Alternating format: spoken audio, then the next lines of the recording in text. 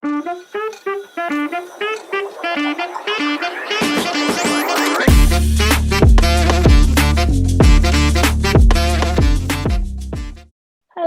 friends. Welcome back to another episode of Four Friends Trying to Figure Out HR. So, I have a horror story for us. I thought it's not Halloween or anything, but you know. I'm So, down. check this out. I spent 4 weeks recruiting a candidate only for them to resign within 40 hours of starting. Ooh, shit. That's a huge commitment. Just the amount What of could time. happen in 48 or 40 hours that would scare someone off that bad where they're like, we're done? Did they meet the management? They walk to the facility. Hey, that happens a lot. Like you know, all right. I think sometimes you have like a vision of what you think the company is, right? And then you hear good things, or you think it's like your old company or whatever, and then you show up and you're like, what is this place? Like if you so again, if you come from a company who has a budget and has like actual, you know, corporate expenses, and then you go to like a mom and pop shop, right? Or you go something that looks like a mom and pop shop, and you're like, what is this? What did I sign up for? What would we compare the hiring process to? If you could think of anything that's comparable, Hmm. I kind of want to Hiring. ask Jake. Jake, tell us. I mean, speed dating to me is like the hiring process. And then when you hire those employees that don't make it, but a day or two, it feels like a really bad one night stand Yeah. that you thought was going to be more. And then they left you. And you're so invested emotionally at that point, especially in HR. You don't know if to be angry or sad or mad or you're happy to find out sooner rather than later. There's so many emotions that you go through, but we tuck them all down into our soul and we just open that requisition back up. I mean, that Very kind of true. makes sense, right? Like the process is very quick, it's extremely superficial, and you're gonna have to hurry up and make a decision based off of like first impressions. And when you think about it, that's like I've never been speed dating, but I can only assume that that's exactly what that feels like. Yeah. I mean, go ahead, Jake. No, I was going to say, actually, we recently just went through this with one of our positions at work, and we hired this guy, and it was for a pretty, I'm not going to say executive position, but it was a senior position. And he made it through 1 week of training. And then I think he spent 3 days at work, and then he just resigned.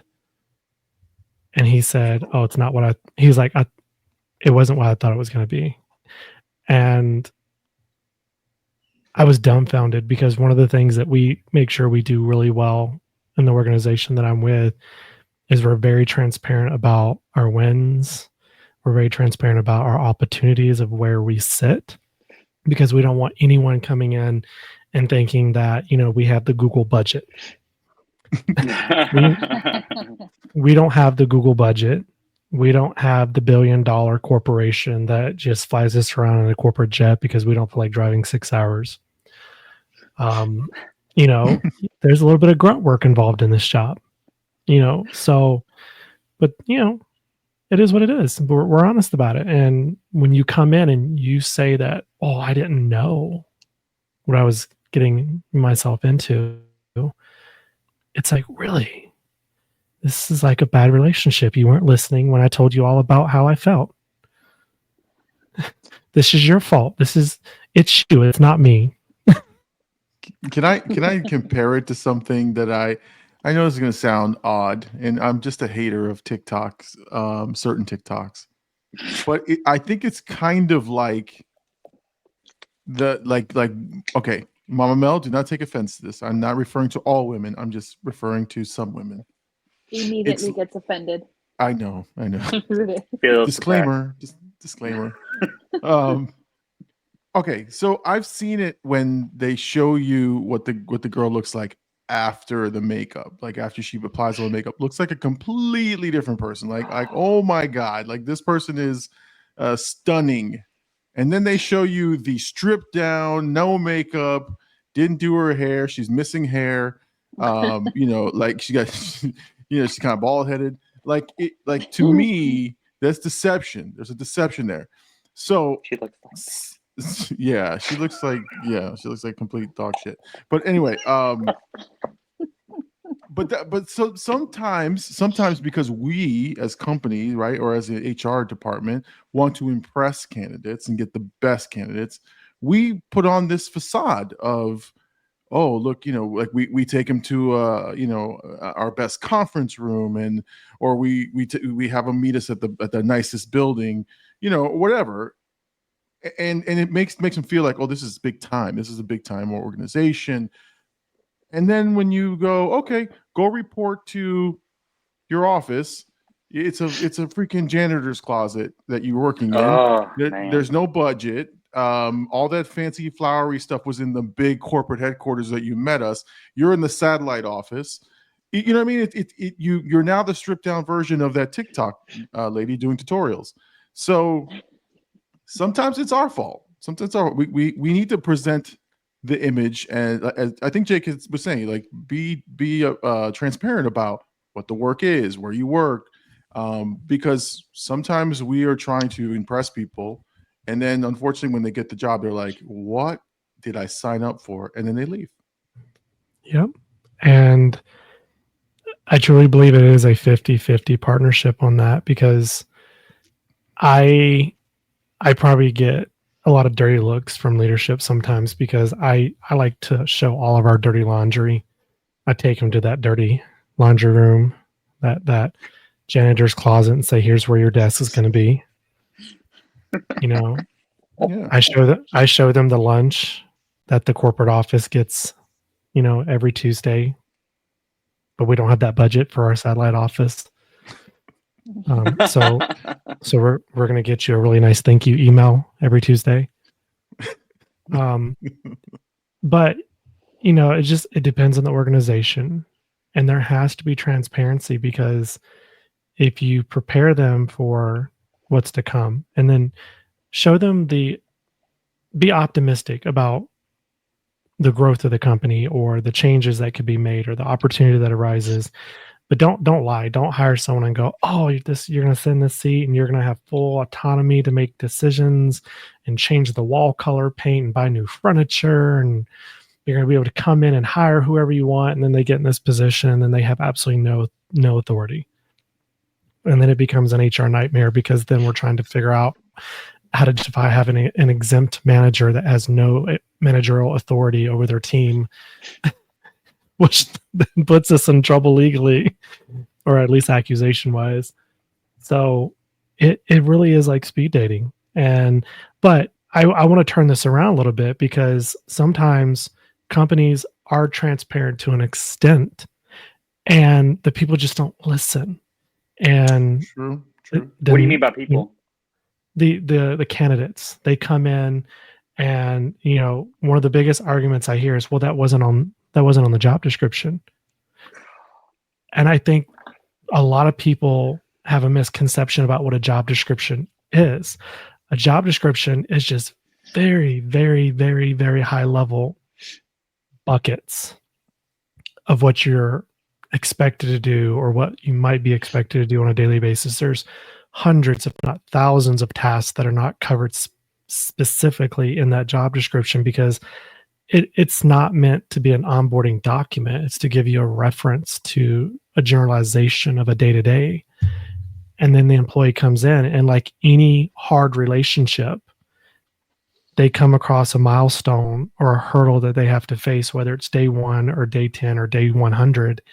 and then they immediately want to call it quits to start looking for another job.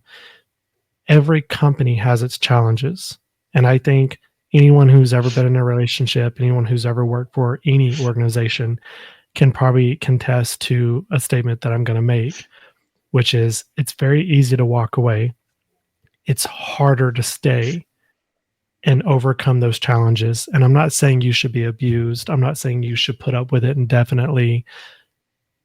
But if you give up the moment that there's a struggle, or the moment it didn't go your way, or the moment it didn't look like the way you thought it was going to look like, then you're going to end up to be one of those individuals with a resume where you've had 16 jobs in the last 16 years. I feel attacked. You have not had 16 jobs in 16 years. That's You true. know. I have not. If the shoe fits, man. I'm just kidding. Yeah. I mean, and I'll call myself out. I've worked for a company for, I think, like 4 to 6 months and then left for another opportunity. And I wasn't planning on it, but that's the answer.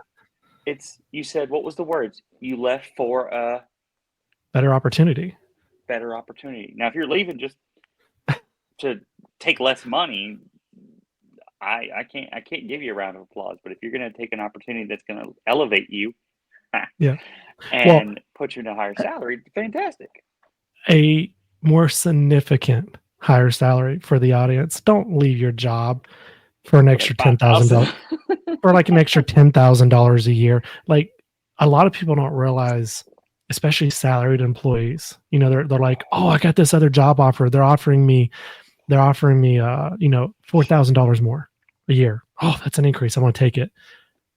Do the math. $4,000 divided by, let's say the average company gives out, or just do it by 52 weeks a year and then 40 hours a week. You're going to leave for $60 to $1.20 more per hour. That's a terrible reason to leave a company. If you're willing to leave for that much money, then you're not leaving for the money. You're leaving for the problems. Oh, it's $166 per pay period. That's all you're getting, and then taxes hit that. So you're paying $100. You're only getting $125. So was it really worth it? Yeah, but that's why I feel like it's speed dating. Like, you're willing to give up so easily for just a little bit more, then you're not putting in the effort, and you're not trying. Hey, it's better than 11 cents. True. I just had to say that. No, but what do you mean? You don't want to know? That is a story for another night. Well, just remember 11 cents. Performance. But what about the hey, you know what? No raises this year, but here's a mandatory mental health webinar. No bonuses, but enjoy this pizza party. Pizza party. Thank you. Not even the good pizza. The passive aggressive wellness initiatives for me. Thank you. Look, pizza parties, and I do sort of a very minute amount of understand the pizza party, but I don't. Whenever you say that pizza party costs $500, you could have gave everybody $10, handed them $10, and they would have been happy about it. But you get my point. So, like, pizza party they're supposed to be a thank you for your hard work, not neglecting of salary increases. That's you're supposed to show a psychological appreciation when you give someone a pizza. Hey, thank you so much for all you did. Hey, by the way, that raise will be in there next week. That's the way it should be. Ideally, but I mean, let's be realistic. We all work in the HR world. We know that infamous word that we dread come annual review time, budget. Budget is code for HR's. It's HR's fault. Again, we're the scapegoat. HR said no. What about calibrations? Does that tinkle your fancy? Oh, well, listen. Before we move on, can we talk about pizzas? Just for a second. Sure. Just for a second. Don't give me Papa John. What's wrong with, hey, come on now. So there are levels to pizza. And I know this is off topic, but there are levels to pizza and business. Okay? Like, okay. if we're celebrating a giant milestone of some party, hey, birthdays, whatever, who cares? Fine. Get your Domino's, get your Little Caesars, get the cheapest pizza you can find at Who's whatever. giving their employees Little Caesars? That's a crime. If That's it's why in the they're same, quitting. if it's in the same plaza, you get fucking Little Caesars. That's if it's He in the just same called plaza. he just called Domino's cheap. You know how much That it is costs to not feed a cheap. family of 5 from Domino's? That's And I love right. me some Tell him, Domino's. Jake. It might be expensive, but it just is still cheap ass pizza. But hey, I will die on that hill.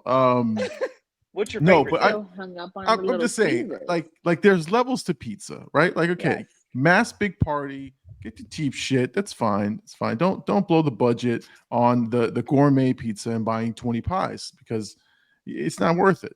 But again, can we get away from pizza? Like, why is pizza the go-to?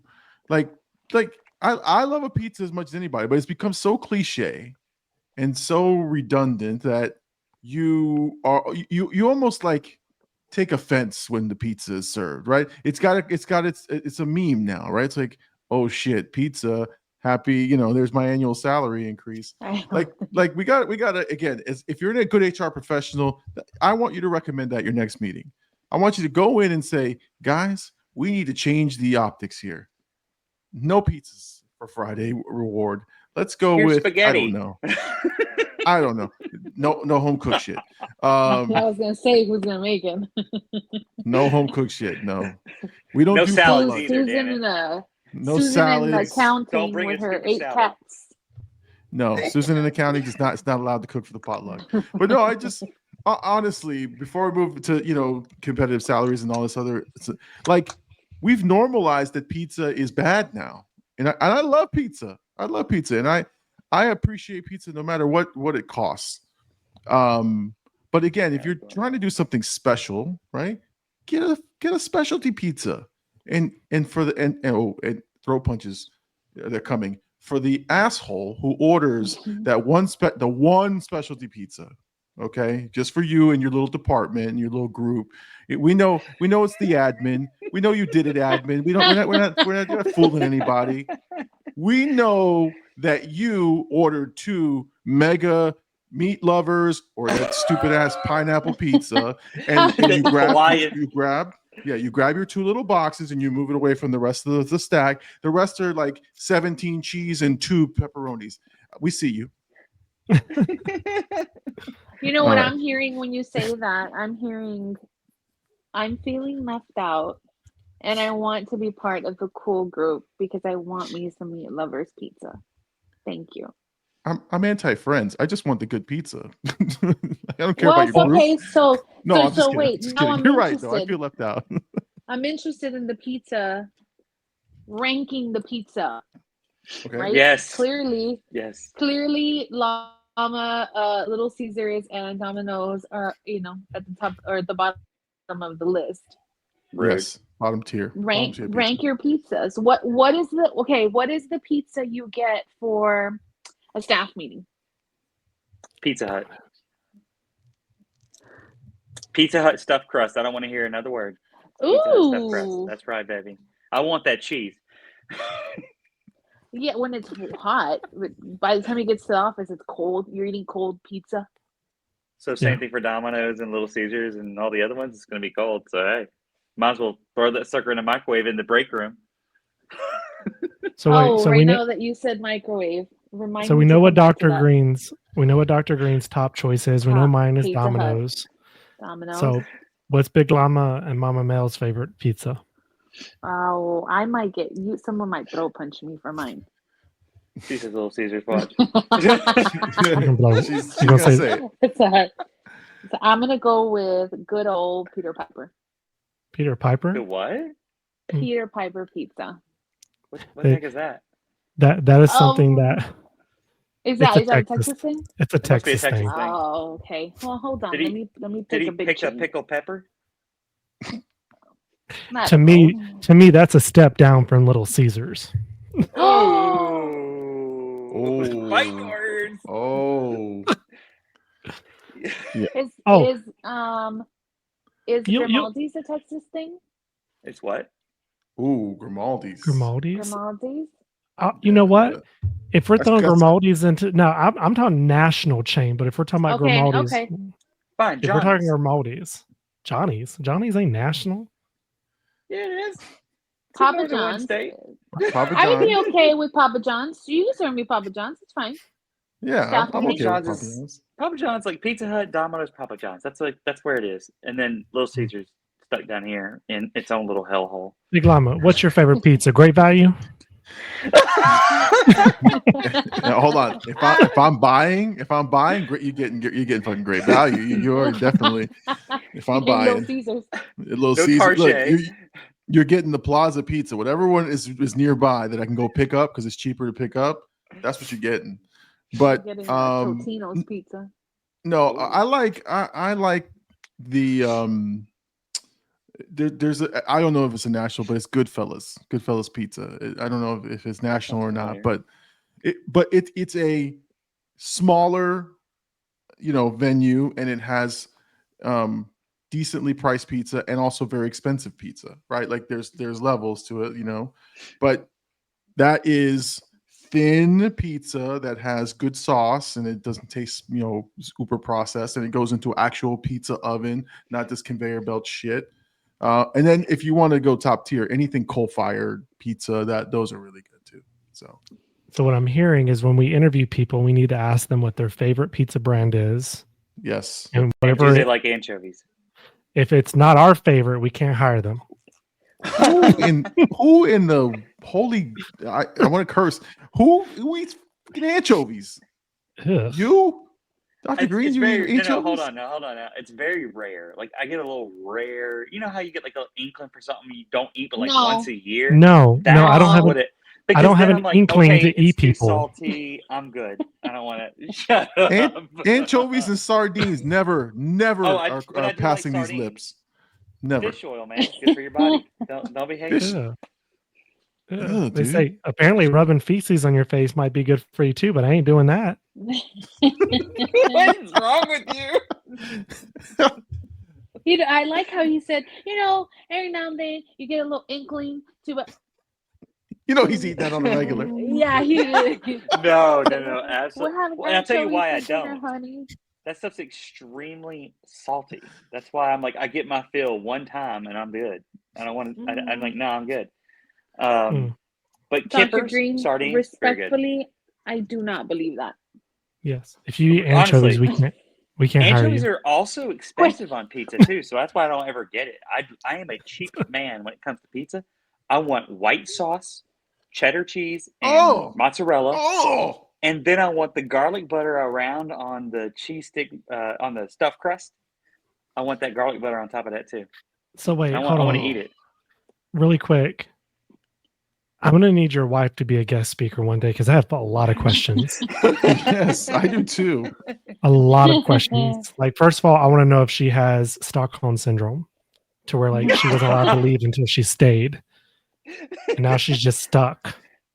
She gets whatever she wants. I don't ever tell her she can't get whatever pizza she wants. Yeah, And that's what we're divided. It's okay. She gets her pepperoni and thin crust or whatever. Oh, hers is pepperoni. What's that other? Pan crust. That's hers. Yes, Mine, stuffed crust. Ted, and I'm sure Ted Bundy thought he was giving his women what they wanted as well. This man said white sauce, cheddar cheese, white sauce and cheddar cheese, dude. Like, we're not making a casserole. It's called Alfredo sauce. Like, it's Alfredo pizza. I know. That's all it really. That sounds like a pregnant pizza. That sounds like something you eat when you're pregnant. It's like dipping it's like dipping pickles in your ice cream. Oh. Or y'all, do not knock it till you try it. You said that earlier, so don't be talking smack until you try it. Or I saw how to make homemade. I saw how they showed it on TikTok the other day, and I about gagged when I saw it. How to make popcorn, blending it up with milk to make homemade popcorn ice cream. No, you're mixing creaminess and sugar, and then milk putting and popcorn. What that's No. Dr. Green, you have no room to talk at this point. I have on tons of room to taste. talk about that. On taste. You don't No, ruin I don't. my vanilla, okay? What in the white roasted macchiato shit are we talking about here? Popcorn and milk, cheddar cheese on pizza. I feel like I've lost cheese on points. pizza. Yeah, like I feel like I've lost points with my people. My Llama people, my Peruvians. I apologize tremendously. We will we're gonna have a shirt logo with an anchovy and a big old line through it. Yes, Like no yes. anchovies. We can't work together if you eat anchovies. Please don't tell me. That's going to be a protected. We're going to put that in the Title VII category. I don't want to know. Don't tell me. Yes, don't eat that at work. Absolutely not. Like that's a thing that you do on a freaking Saturday night somewhere away from everybody. Don't you bring anchovies in that break room? Don't bring that them in that break room. I don't even like the smell when it's in the break room. That's dumb.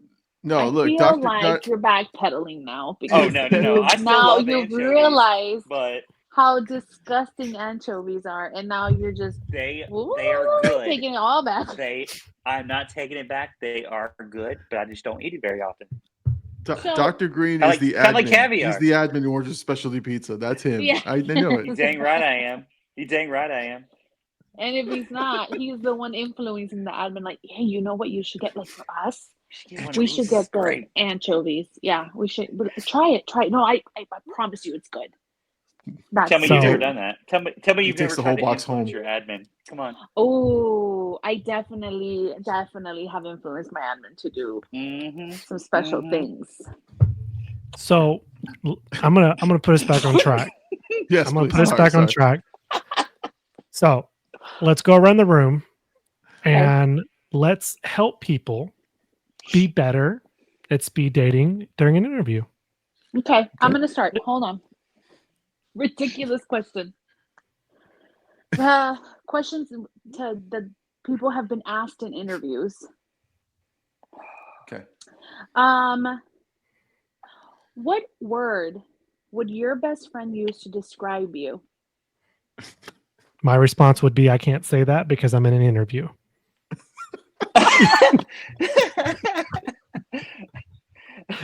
I mean, that's what I would say in my head, but out loud, I wouldn't. Well, my wife's my best friend, so usually it's asshole.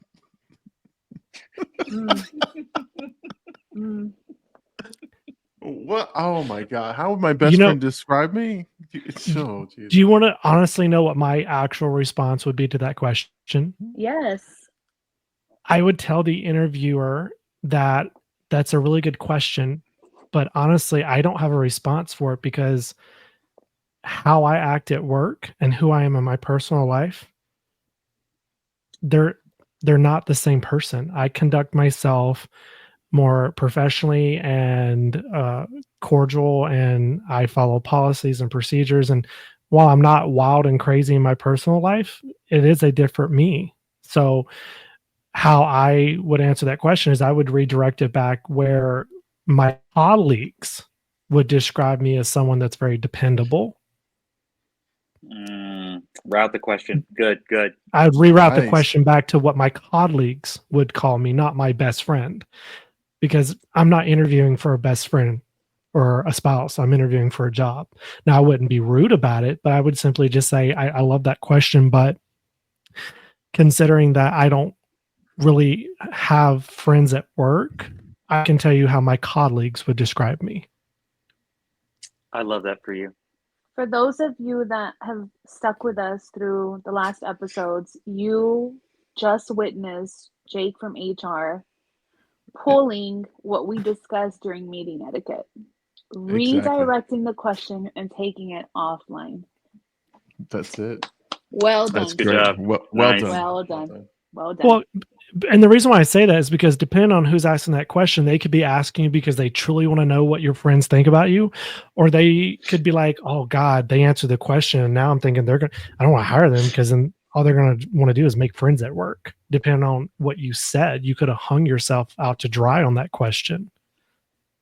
That's true. Well, but also you have to get real creative with your questions too. Like if you're the person that is doing the interviewing, right? You have to get really creative with your questions. One of my favorite questions to ask people when I interview them is, you know, I'll say something along the lines of, like what we do in HR is really challenging sometimes, and it's difficult to, um, turn that light switch off when we're not at work anymore. It's challenging to not bring the stresses of our workday home. How do you handle stress? And Oof. I'm not looking to particularly understand how you handle work stress. I'm looking to gauge and understand how you de-stress.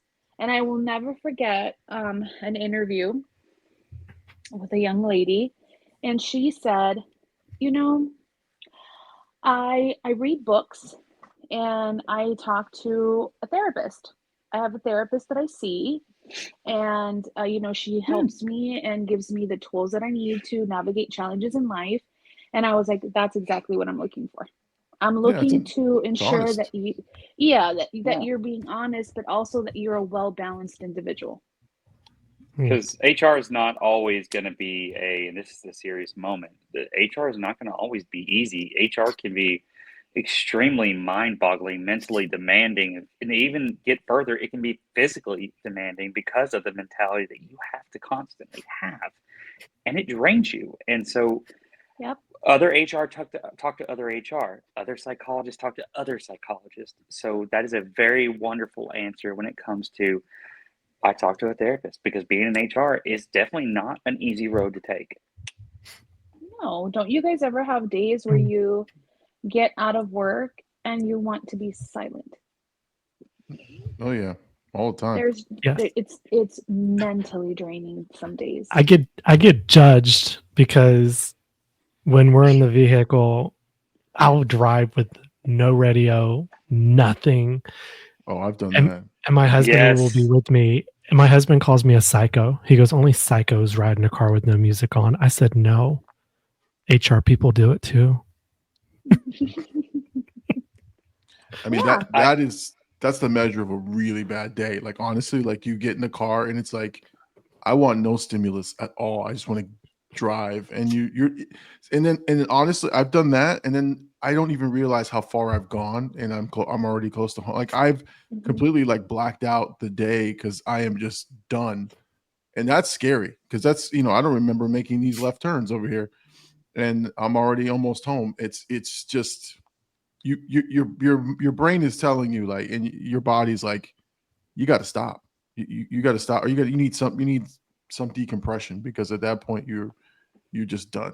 But Yep. it's not it's scary, but it's also real. So Yeah. It's also very humbling being in mhm. HR. It makes you humble, because I'm the same way. I there are times that I'm leaving work and I have to turn it off because I just went through this whole day of insanity. And so I just need to let it go. And Mhm. it takes time to let that go. You know Yeah. what the funny thing is, Mama Mel? I remember you asked me that question once, but I don't remember what my response was. He probably Neither do I. said, I go to the Neither gym. do I. I don't Um, remember the answer either, but I do know that when I interviewed this individual and I asked her the question, you and I were interviewing her together. mhm. So she just gave me the perfect answer. And then I interviewed a different candidate for the same position, and he just went on he just kept going on and on and on about him and what he does for himself. And then it turned into like a therapy session, and I'm like, oh no, oh no, oh no, no, abort mission, abort mission. Oversharing in your interview is very bad. Yep. What not to do, right? If I'm not mistaken, I think that's the question that turned that one interview with that particular individual that twisted it. And then we started finding out about a lot of federal complaints he was filing on a previous employer. And we're like, ooh, we don't want to know about those, but thank you. Yeah. Let That's them like the talk. They will spill interviewer's the beans. nightmare. Right. I'm gonna guide you, said Dr. Green, and you're gonna tell me. You're gonna tell me. That's Which like the Well, interviewer's nightmare. I had an interviewer one time ask me, um, if you were in talent acquisition, how would you gain insights to a person that you're interviewing to know that they would be a good, loyal fit? And I said, well, number one, you have to know people. You have to know people. If you don't know people, then you can't. It's harder to read. You have to have that practice and going through it over and over and over again. So like, there's micro expressions. There's laughs. There's Kenny looks like he's mad right now. Jake from HR is looking like he's happy. Look, he's squinting right now. So, like, he's in tune. He's inquisitive right now. So, all those things. And I just said, it's like, you should have to know how to read and determine people and get to the nitty gritty, like your conversation with the guy who just spilled his whole entire world because he went on a tangent. And so you have a lot of people who do that, and that's how you find out things. Or you could be really crazy and stage a scene where you're going to have it pre-planned with your admin to run in and pretend like they're asking you questions.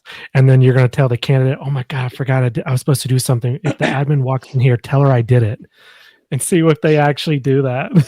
It's like, ooh, you lied for me? We don't want to hire you. You lied.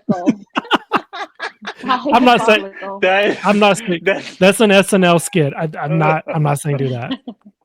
That's good. That's good. Okay, here's a really good question. I'd love to hear how each of you would respond to, and I'm going to start with you, Big Llama. How would you answer the question, what is your biggest weakness? Oh, first of all, I hate that question.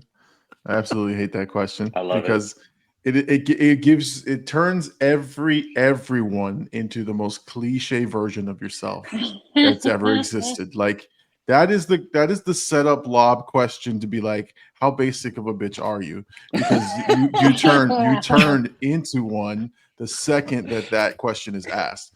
There's no good way to answer that question, and that's why it to me it infuriates me. Like, but what I found, and this is in my old age of my many years. Actually, what's the question again? What's your biggest weakness? Okay. Sorry, I'm thinking of other angry questions. It just flooded my brain. What I found in my old age is that I am more honest than I've ever been. And I grow so tired of that question. I'm like, here's how I respond. I say, I knew you were going to ask that question. And guess what? I am never, ever prepared for that question. Because it's hard. It's hard. And I listen, this is what I say. It's hard to turn it around and not say the answer you're looking for and be cliche. I'm going to be honest with you. This is a difficult question to answer, because if I tell you my biggest weakness is something that I turn into a strength, it doesn't, it doesn't seem genuine to me. So I said, maybe my weakness is that I'm right now being as honest as possible about this question with you. And I want to just, give you the good things. And yeah, there are things I can work on, but every time I go into a situation, I discover what those things are. Boom. Okay. I threw it back and I just answered the question, but I've learned that kind of gets me out of answering it, but I acknowledge that it's a question that I don't really want to answer. Okay. But what about you, Mama Mel? What's your biggest weakness? How would you answer that question? I always highlight the step, like my biggest weakness is that I'm detail oriented. And in the past, that's, kind of hindered me from completing my tasks on time. But I make sure to highlight how we've changed that. Now, right now, when you ask that question, I did a really quick Google search, right? What are the most common answers to what's my biggest weakness? And I stumbled across some key points of what to avoid. And I think that's really helpful. So major job related weaknesses. So don't mention a weakness that's essential to that role you're applying to. I suck at HR. I have a really hard time keeping things private. I don't like to talk to people. I love to gossip. I was just gonna say I enjoy a good rumor. Good rumor. I- Keep my hands out the self-talk. offering plate. Woo. I like you anchovies. wanna I disqualified. got You you. want to I avoid got you. phrases like "I'm not good at blank" Right. or "often make mistakes at blank," and then giving generic answers. Don't just say like "I'm a perfectionist" without explaining how you're working on it. First of all, I would never think to answer. My biggest weakness is I'm a perfectionist. That's a weakness. I don't know if you're the right but person. that's the thing. People use that as to say it's well, that's not really a weakness. But if you truly think about it, being a perfectionist can hinder you in your job. It But can that's not a hinder good you. answer to give. It's not a weakness. It hinders. hmm Right. You know what? Stay over there, Jake, from HR. Which can sometimes lead to slower progress on projects. Yeah. Yeah. I hate that question. I hate generic interview questions. And I wrote it on our notes here. Like, stop reading the question as an interviewer. Like, I cannot stand Yes. because I mean this generic question is on every interview because it's on a form somewhere. It's on a template. And all you do is you go, okay, question 1. And then if you're a terrible reader, right? You can tell it's like what's that guy? Oh God. Eddie Murphy used to do an impression of this guy, Velvet Jones, reading his Harlequin romance novels. I am Velvet Jones. And and you're reading the question. Like, okay, like you clearly don't know what the question is. And so you're not prepared. And Yeah. it's annoying. My- Can you tell me one time when you had a very difficult situation and how you dealt with it, and make sure you give me 3 bullet points. And then you're reading the little thing in the parentheses that you're not supposed to read. When You know what I mean? No, I'm not joking. I have seen someone literally go, okay, ask the candidate, how long have you done this? Stop. I sent a manager questions on what, ask the candidate this, ask the candidate that. Oh, and they read the whole thing. He read it like that to the interviewee, and I'm like, oh my Jesus. You did tell him to read it. You sometimes you got to be more specific. Well, I know what their biggest weakness is. Following instructions. Yeah. So before I give my response to that question, I want to hear Dr. Green's answer. What is your answer to what is your biggest weakness? I don't have a generic answer, but I have had that question so many times, and I don't ask it of people. So just letting you know, I don't ever ask that because that's dumb to me. But when people say, what is your greatest weakness? I'd say, well, I struggle with public speaking. Getting up in front of people, in front of hundreds of people, I get really nervous, and then I start stuttering. Okay, there you go. And so I put myself in on purpose situations to where that I can grow in my public speaking so that I can do better. And so that's what I usually say. That seems genuine. Well, That's like a genuine answer. My Jake from HR response likes to flip it. Oh. I have been asked this question numerous times. What is your biggest weakness? And my response to that is I like to tell the interviewer, you know what? I honestly don't believe I have a weakness, because a weakness is something that you can't overcome or has its limitations. But I will share with you one of my biggest hurdles that I have faced over the years that I have perfected, because I want them to focus on a challenge that I have overcome that was a weakness, but is no longer a weakness, without saying, well, this was a weakness, but I got better at it. No, when I think about a weakness, because I have had someone interview challenge me back, and they're like, well, I want you to tell me specifically a weakness though. And I'm like, well, no. And I even told them, I'm like, when I think of a weakness, I think about an elevator that has a limitation on how much weight it can hold. no matter how hard it tries, that's the max weight it will hold. Or a bridge that can only hold so many vehicles crossing it at a time. You can't improve that without adding to it. That's the max you can go. You can't get any better. Mm. And I said, to me, a weakness is something like, if I was a doctor, yes, my weakness would be cutting into human bodies.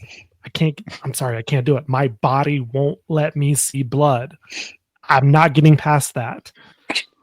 But in HR, if I am terrible at something, I can improve. I can get better. I can master. So to me, it's hurdles, it's challenges. It's not a weakness.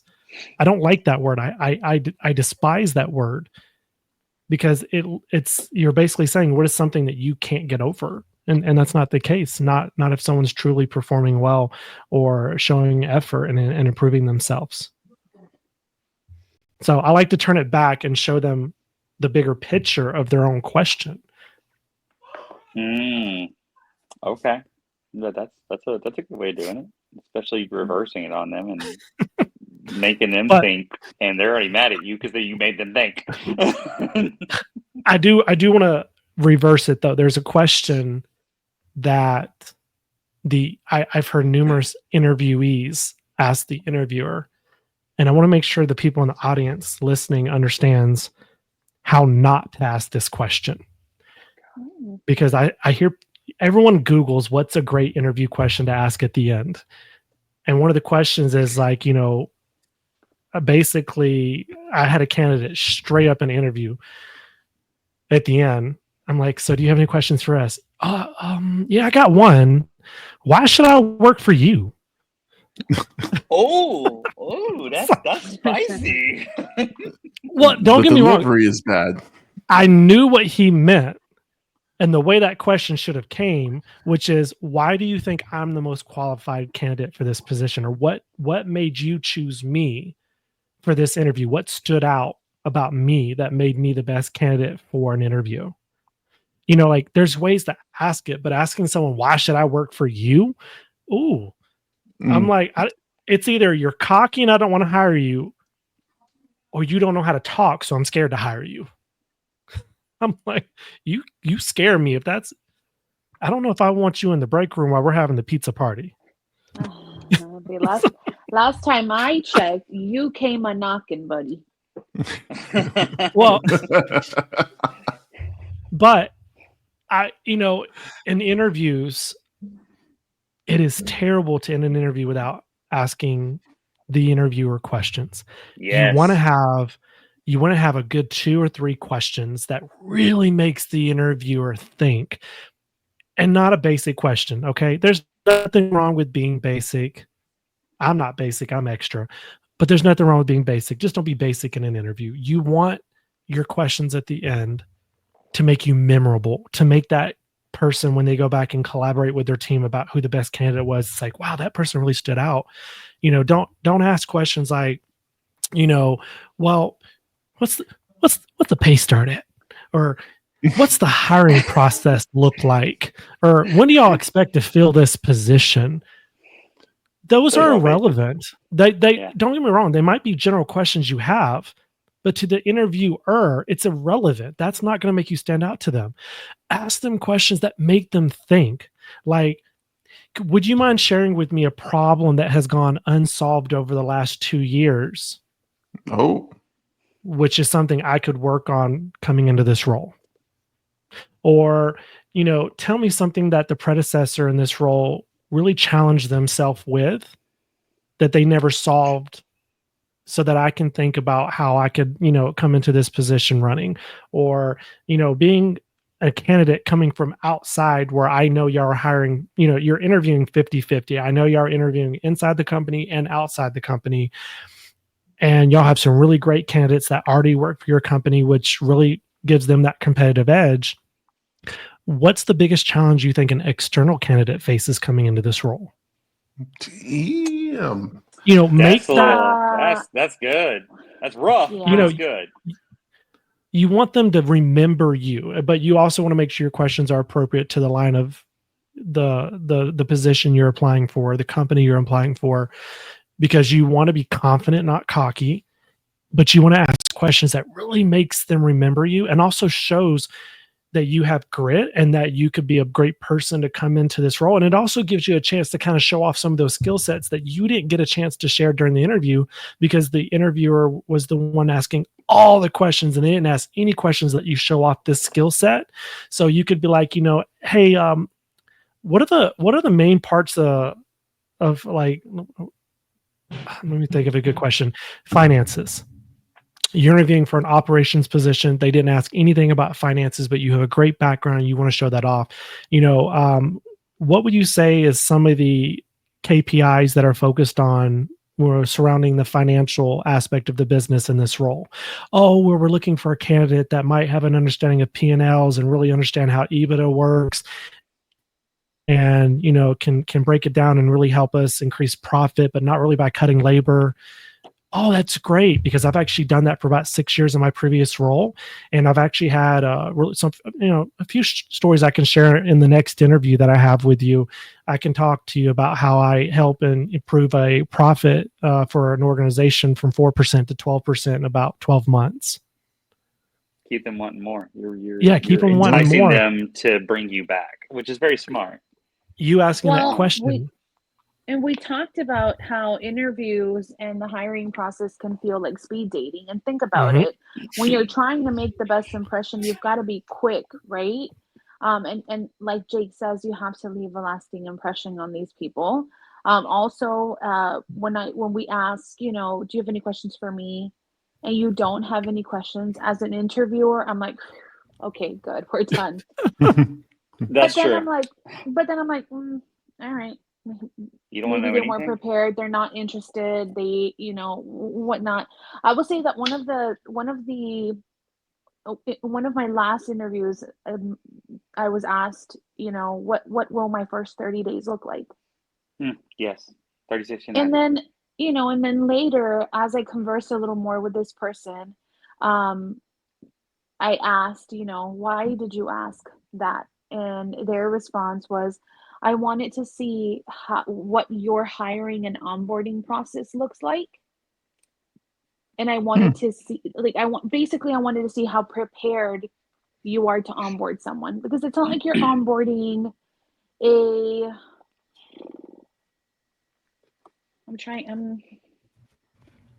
don't want to say, how can I put this? It's a different business, right? Like if you're onboarding someone like at a Denny's, the training is different. It's probably already all laid out for them. When you're hiring someone in the HR world, sometimes you don't have that blueprint of a new hire onboarding specifically for their, I don't know, generalist, HRBP coordinator, manager role. Right. And so I thought that was a really interesting question, but the thinking behind it was I wanted to see how well you were prepared to answer that question. Yeah. And then the one thing I will throw out there to tag onto that, Mama Mel, is depending on the level that you're interviewing is how it's structured, because the lower the level, the more structured the questions are. The higher the level, in companies that I've interviewed, both current and past, for executive level positions, the first thing that we do after we introduce ourselves as the recruiters, we ask the candidate, so tell me about yourself, before we get into the actual questions. And one of the things that's in the back of my head is I already have a list of questions that I want to know about you. And if you don't tag on those questions as you're introducing yourself and I have to ask them, then I don't mind asking them. And if you give me the great answer, that's great. But if it boils down to me having to pick between two great candidates, and I have one that gave me everything up front, I didn't have to pry and dig it out of them, versus the candidate where they gave me the same information, but I had to ask them 50 questions to find out if they held this set of skills or not.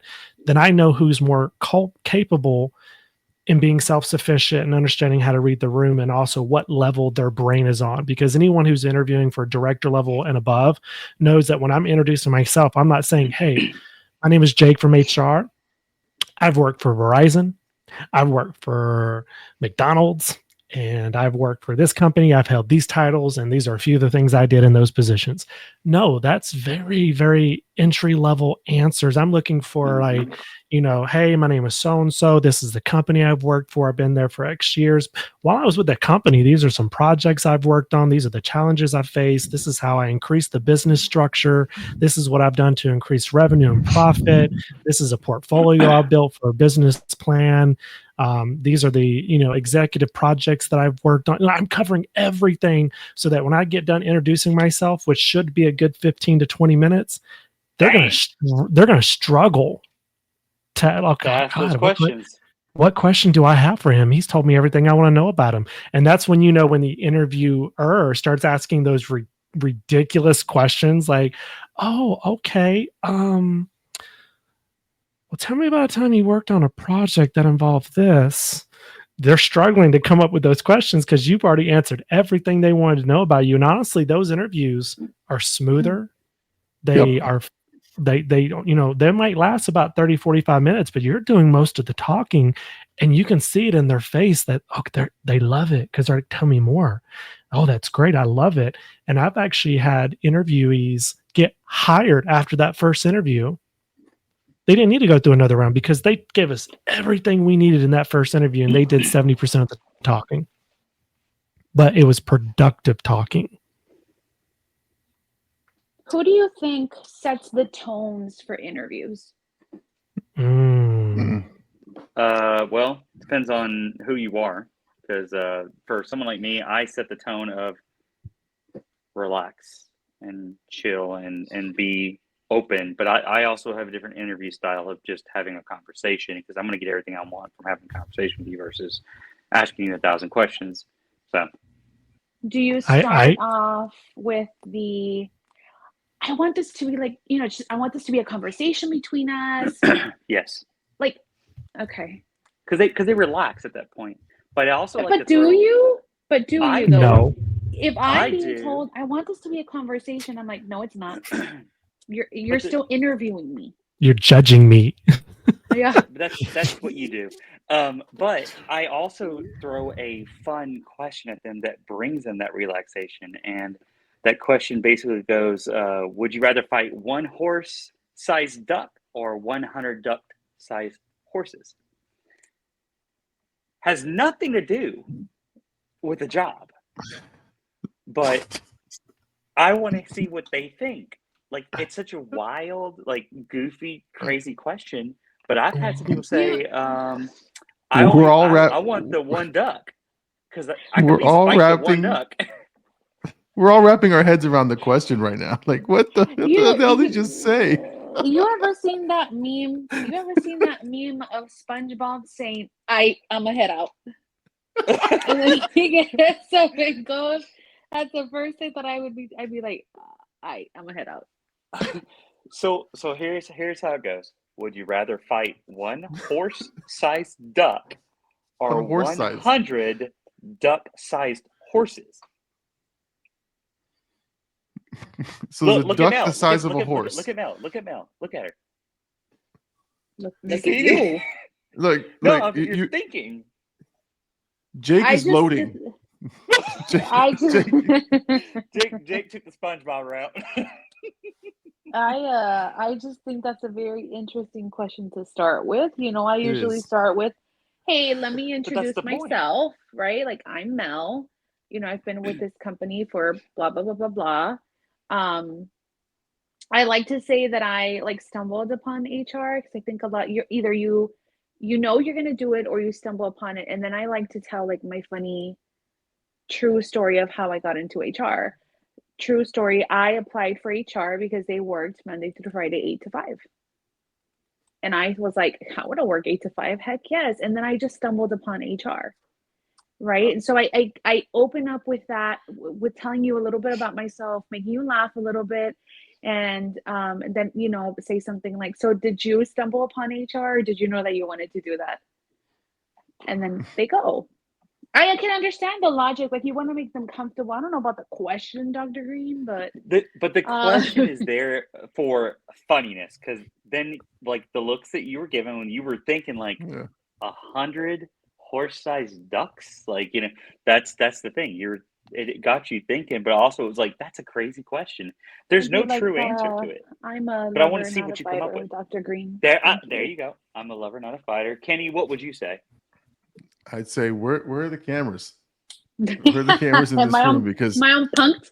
yeah, am I getting punked right now? Because that's a crazy ass question, sir. It's like But 10 years ago. I can appreciate it. Okay, But Jake, what do you think? Well, my response to that is, I think it's on the interviewer to set the tone. But if you get in a room with someone like Dr. Green, you might have to set that tone for them. Right. I have to set the tone because they're going to come in there, and that I know both of you. Now, I don't know anything about Mama Mill, but I know both of you.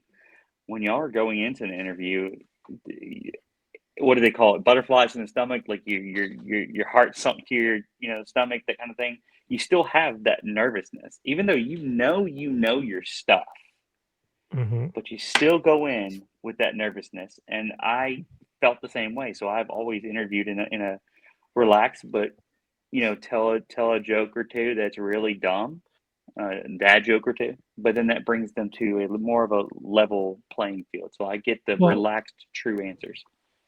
The one thing I want to call out, and this is optional for people in HR or talent acquisitions to do, is I'm normally the initial interview person for certain positions. So if I know they're a good candidate, I read between their questions that may not have been the best answers, but I got what I needed. I know they're a good fit for this position. When I get done with that interview and I'm scheduling them for a second interview, I'll give them that feedback. I've had to tell candidates, hey, look, I really struggled with you to get you to kind of come out of your shell. And I'm giving you this feedback because don't let that happen on your second interview. Or vice versa, I've had to tell a candidate, look, love your enthusiasm, but you're interviewing for a senior position. So I don't want you to go too far down, but I do need you to bring it down a few notches because it's kind of really hard to read your intellectual intelligence based on how excited you are. Right. Your intellect, what's the word I'm looking for? Your intellectual capabilities. Thank you. Because those, you're interviewing for like a senior level position and they come in and they have so much energy. It's like, I just drank 10 Red Bulls. Like, no, bring it down a little bit because I can't take you serious right now because you have so much energy. I don't know if this is truly you or all the time, or if you have a professional side that is going to be needed for this role. Listen, I want to just say a couple of things about this because honestly, and you guys may look at me differently after I answer this, but you guys already look at me different. Yeah, we do. But one thing I do is I as an interviewer sometimes, or as someone who facilitates interviews, I will help the candidate get relaxed. Like so, for example, if I'm running candidates into a panel or something, I will talk to them one-on-one and go, hey, listen, there's 3 people in there. They all look like they're stuffy and they're wearing shirts. Listen, they've been in the same shoes that you have been. Just relax for a few, like take a deep breath. You got this, have confidence in yourself and your abilities, and you're going to do just fine. I said, you may stumble, you may be nervous. It's fine. They know that. Just go in there and knock them dead. Let's go. Right. Like I give them a little hype if I can, right? If I'm bringing them into an interview. Now, the other end of the spectrum, if I am being interviewed, this is going to sound very conceited, but I feel like I am the best thing since fucking sliced bread when I walk into that room. I own the room. I own the room because I know my abilities and I know what I bring to the table. And so this is all just pomp and circumstance, the charade of tell me what's the most difficult situation. I get that. I get it. So like I feel so confident in what I bring to the table that I'm not really worried about your questions. More, I'm playing a game with you. And I hate to say that, but I'm kind of playing a game, just thinking about how do I get you to know who I am, at the same time understand that I have abilities that you guys, we're going to want. So I just think like you have to, unless you're going for like a really high level technical position that requires like Engineering. very, well, just like, okay, it's like, so for example, if you're going to go to be a physician or psychologist okay. or anything that requires this, this very technical knowledge, architecture or some shit like that, right? Mhm. Like those things are very specific. You should know these things. But in positions like this, where it's sort of mental, and decision making, and your work can speak for itself, you've done projects, you just got to know that you have the abilities for this job, right? You have to go in there with that belief. You can be nervous, and I am nervous, but at the same time, I'm not nervous because of me. I just want to get a good impression so that I can get this job, right? So that's kind of the nervous. But honestly, that's what served me well, but it's also backfired because sometimes I'm a Yeah. little too honest with an answer. But at the same time, again, old age, I'm learning that if you want this, right? You want all of this, you're going to get all of this, right? Okay, As Raimi, Kenny No, you rubs can't. himself in You the I in can't did the not be rub camera. myself. there. I just said, Yeah. if you want all of this, you're going to get all this. No, but I've recognized that sometimes that may not be what people want, but then I may not want to work there either. So like, so one of the things I wrote in here was like the question of what books are you reading? You want my honest answer is, in my brain, I go, that's the dumbest question I've ever heard. But you know what comes out, because I'm honest and I don't want to deal with people who are fake. I say, you know what? I don't really read books. And it's the honest truth. I don't really read books. I said, you know what I read is articles. I read, I read on policy when I need to. I'm well versed in being able to research items. I said, but I'm not a book reader. I'm not a book reader. I'm not on a book club. I find it to be mind numbing. But see, that's where I go too far when I say I find it to be mind numbing, because they can be book readers, right? So I have to stop myself at some point and be like, look, I don't really read books. I read periodicals. I read, research papers when the need arises for my job. But otherwise, it's not something that I enjoy to do a whole lot of.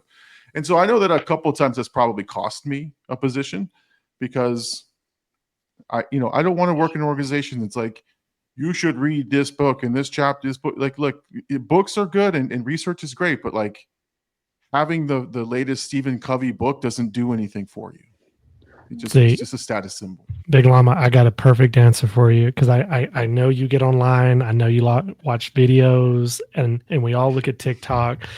My response to that question would be, well, while I'm not big on paper and reading books, I do listen to a lot of lectures and review a lot of videos. Ooh. That's So about there's a lot of avenues that I do learn outside of 1979. Or the HR podcast, you listen to that, so that's always exactly. good. Yeah, because even if you watch, like, I follow a lot of HR executives on TikTok, and I love their videos, but they're like lectures to me. The information that they share, I use them. I use their tools that they share, and to me, that's better than sitting down and reading a book, because they're giving you relevant live scenarios and call outs and details. So it's you just got to change the wording a little bit. Yeah. For all of the listeners, I will make a suggestion. If you have an interview coming up and you're unsure of how to answer something, send us an email. Jake from HR will give you the best answer for any interview questions that you have. I will give you my best opinion. I don't call it an answer, because to each their own, and to every question is a different response based on the person that asked it. Okay. I just think honestly, if you're out there looking for a job and you're going interview to interview, it can feel degrading. I'll be honest. Like it's you're kind of selling yourself. I hate to use the term, but you're whoring yourself out a little bit. You're kind of like, trying to show them what your best attributes are. And I get that. We're all Preach trying to it, get a baby. job. Preach it. But honestly, remember that they understand this process and they know that you're nervous. That's number one. And you might be able to pick up on a clue, which means which essentially is that they kind of don't care what you say. They're just trying to find out, are you a good fit, right? Like, so having the right answer, or having the, thinking that, oh, I got to have the specific answer for these people, is the right way to win the interview. No, sometimes they just want to know what your personality is. They've seen your resume, they've seen the things that you've done. They can kind of do an assessment and go, okay, this person has the skills on paper. Sometimes they're just looking to see if they can physically feel that skill, or get that out of you verbally. But other than that, sometimes they're half listening. They're writing down chicken scratch on the interview. So like, I would always say, look, put your best foot forward, but at the same time, it is not the end all, right? There are going to be good and bad interviews, but if you are a genuine person and you answer questions as best you can, and you do have to do some homework. That's another thing that interview folks like, okay, for all my bravado, my false bravado, where I say, oh, I'm the greatest thing, I do a lot of practicing. I sit down, I read about interview questions, and in my mind, I'm going, that's a terrible way to answer it. I would answer it this way. Or, oh, that's really good. Let me pick up that piece of that nugget. But again, put your best foot forward. They're human beings just like you are. And trust me, your personality will show. And also, if you're shooting for above your level, they're going to know.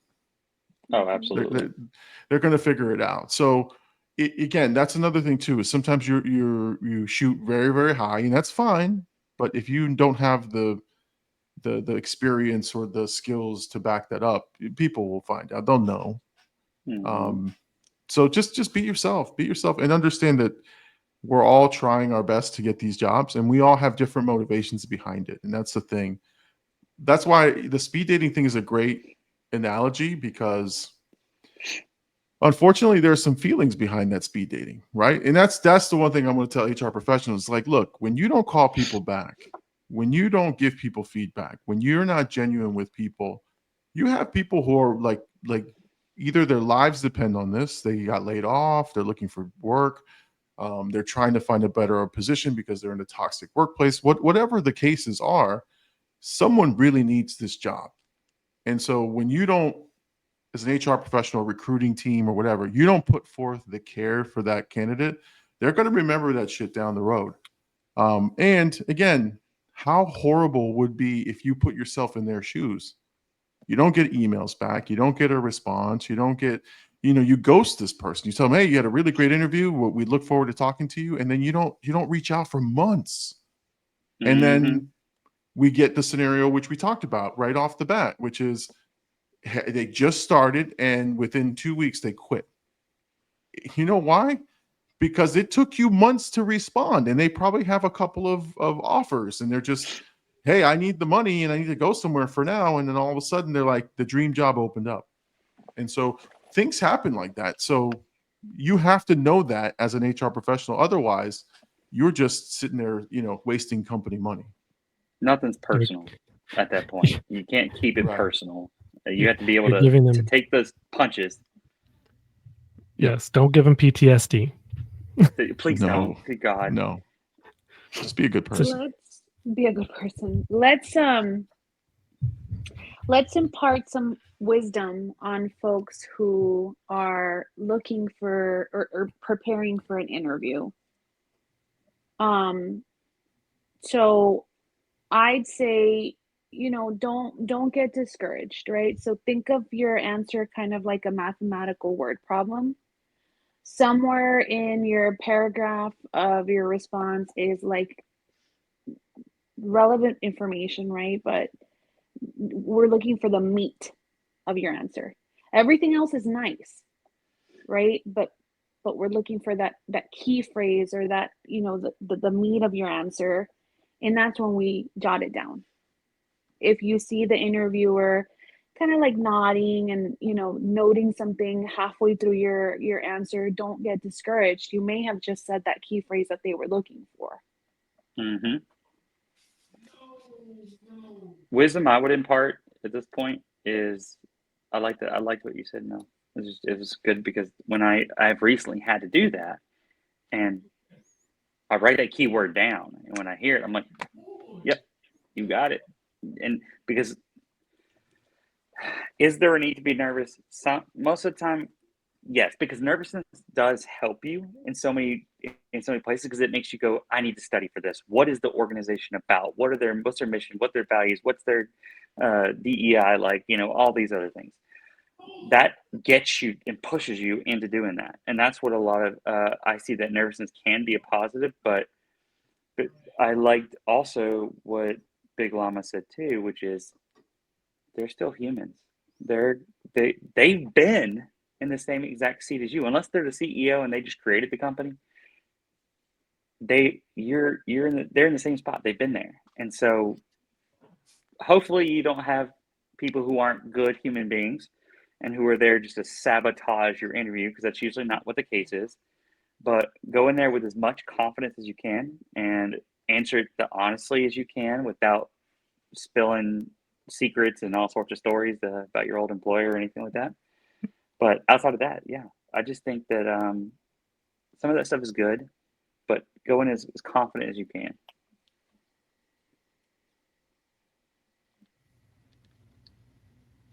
So I'll go next. So no, I think for me,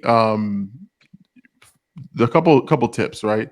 One, if you're going to use humor, make sure you've used it before and it works. Otherwise, you're doing a failed stand-up comedian act in an interview. And it's never good. So humor is good to sort of break the tension a little bit. And if the opportunity presents itself and you know how to use it, do it, right? But if you're not comfortable with it, don't do that. The one thing I would tell most people that is going to help you, and if you want to really impress them, is do some homework about their company. Look at their press releases, look at their performance that they're putting out there, look at some of the things that you see on their site. If you can even bring up names, about their CEO's name, or just a couple of, like, because they put them out there for a reason, right? Like, everyone knows who your CEO is. Everyone knows who maybe the chief officer is of the department, because sometimes they have their org charts out there. It'd be amazing for you to just go in there and go, I heard some of the challenges that John Smith over in the accounting area has had with department layoffs and stuff, so like you're speaking now in like intelligent language that they speak, and it also shows that you put a level of effort into this. You're not just showing up randomly. So I love to do that. I scour their websites. I look for their policies if I can find them. If they have bargaining unit employees, there's going to be a contract that's out there. Anything you can do to get an advantage, and that's the part we've talked about. I think each of you guys have mentioned, make it memorable. How do you make it memorable? This guy knew some of the key players in my organization. This guy was spouting policy to me from our departments. Like, he's already done legwork to come and sit down with me. I will remember that this person had this good information. So that's my one piece that helps me, is I know a couple of items that maybe I can pepper in conversation. I don't force it, but if they're going to ask you a question like, what's a difficult situation, what's a project you think, and if you can say, well, I saw that you guys were working on a brand new installation facility over here in Texas. So I would think that you're having problems maybe getting a good, recruiting a workforce. That, like, you honestly are like in the conversation with them at that point, because they really now care because you're talking about them. So again, it's stroking the ego a little bit, but at the same time, it does show that you're putting forth effort. So that would be my advice. Take a deep breath, go in there, and then have those little pieces of information that set you apart from others. And trust me, that's going to be amazing. The last thing I'll say: write yourself a script. And what I mean by that is, come in with, because if you have a notepad, you should have a notepad. Write yourself some bullet points of the things you want to convey about yourself. You're not going to remember them all by memory, and you can even use it as a crutch and say, I took some notes here. Just want to make sure I let you guys know. And then you could just go through your thing. There's nothing wrong with that. But again, it shows effort. It shows that you've taken the time to be prepared for the interview. And trust me, if I'm your interviewer, I'm impressed at that point because you've done more than most people that come in here. So those are my tips. Well, my tip's going to tag on to the big llamas, which is do everything he said. But when it comes to practicing role play, do it out loud. A lot of people in the world think, and we've all been there, where it's like, oh, wow, that came out differently than what it did in my head. If you're not sitting in your room talking to yourself and answering questions out loud and verbally preparing for these interviews, while there's a chance you may do well, there's a significant higher chance of you doing well if you vocalize with it. I've even gone as far as standing in front of a bathroom mirror and answering questions and seeing what my facial reaction looks like, because this interview is going to be on Teams and people read body language, they read facial expressions. So in the preparation piece, while it's highly important to make sure that you make the bulletin points, don't write a book because you're not going to have time to read a book. Bulletin points, preparing analytically it's just as important as preparing vocally and making sure that you're prepared to talk about questions or conversations or topics or responses, and then your facial responses that go along with those questions. And then as you're talking, I would just remind the interviewees, control your face. If they ask you an off the wall question or you were caught off guard, just don't look shocked. Don't look like a deer in headlights or someone, like you just got asked about these random text messages you're getting at 3 a.m. and your spouse wants to know who it is. Be prepared. Hold a straight face so that they don't look at you saying, wow, okay, well, I could obviously see he wasn't prepared for that question. We all have that fear inside, but we don't show it. And if we say it in the layman's terms, if we say it bluntly the way we mean it, suck it up, keep it inside, and have a confident shell, have a confident response vocally, have a confidence face in your interview. And then when you walk out, then you can shake in your car. Then you could have that exhaust that you need to just release that pent up nervous energy that you've been holding in for the last 45 minutes to an hour and a half. But that's mine. I mean, the feedback we gave you will apply to a lot of people and may not apply to others. So take what you want. Just if you take something off the buffet, don't put it back on the buffet, throw it in the trash. Change your clean plate. Get a clean plate.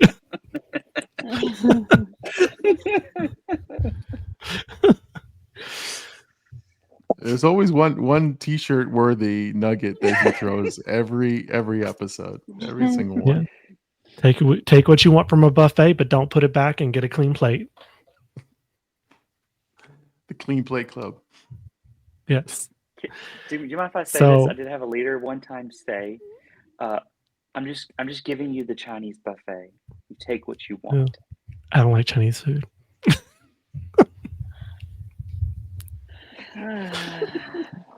Another topic. Friends after this. So I guess it's pretty safe to say that, yes, the hiring process is remarkably similar to speed dating. They both take a lot of patience, a lot of intuition. Sometimes, they both result in dating. What'd you say? I said so they result in a lot of speed dating. You have to go through a lot of people. You said you love speed dating. I was like, bro.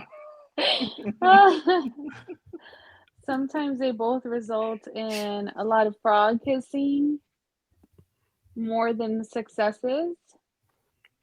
But it's a really good way to prep yourself for it, right? You're prepping yourself for speed dating. Don't think of it as an interview. I'm here to sell, in Kenny's words, all this. All of this. All this. Mhm. As his hands go down. Yeah. I think I saw a TikTok and a guy said something that goes exactly with what you said, Mama Mel, which is, and the way he says is there's no such thing as failure. There's only learning opportunities.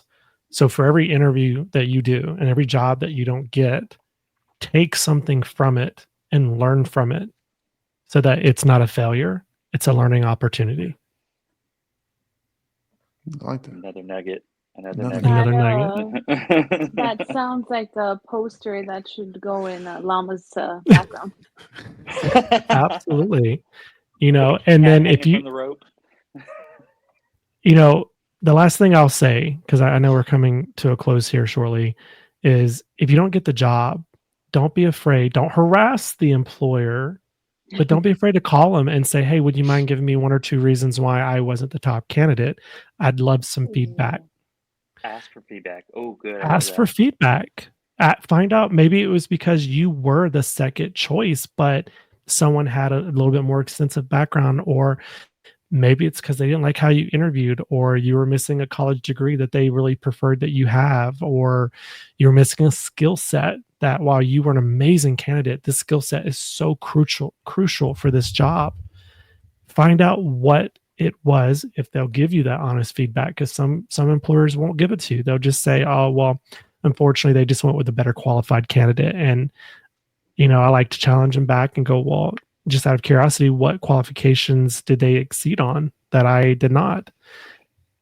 Because they don't want to say anything that's going to get themselves in trouble. But then sometimes there is feedback that they can share as to why you weren't selected. So learning opportunities, no failures.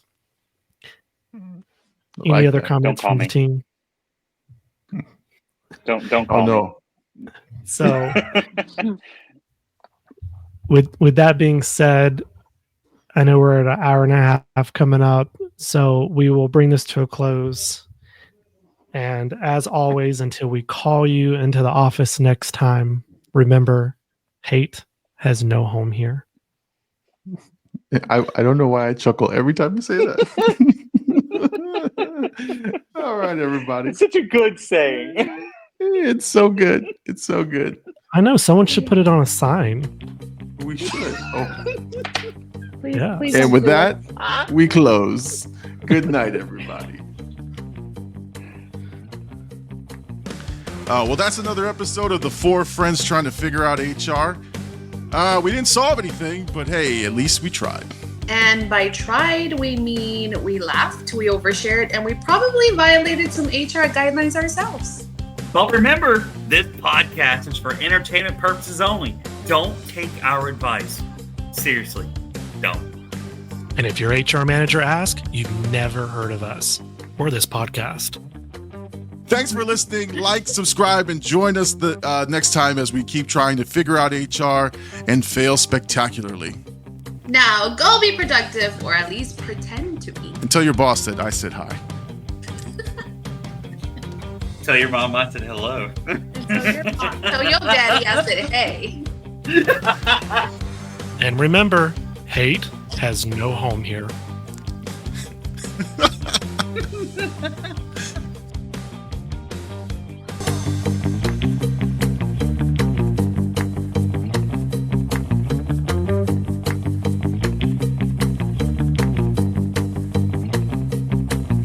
Thanks for listening. We'll be back next week again for a fresh round.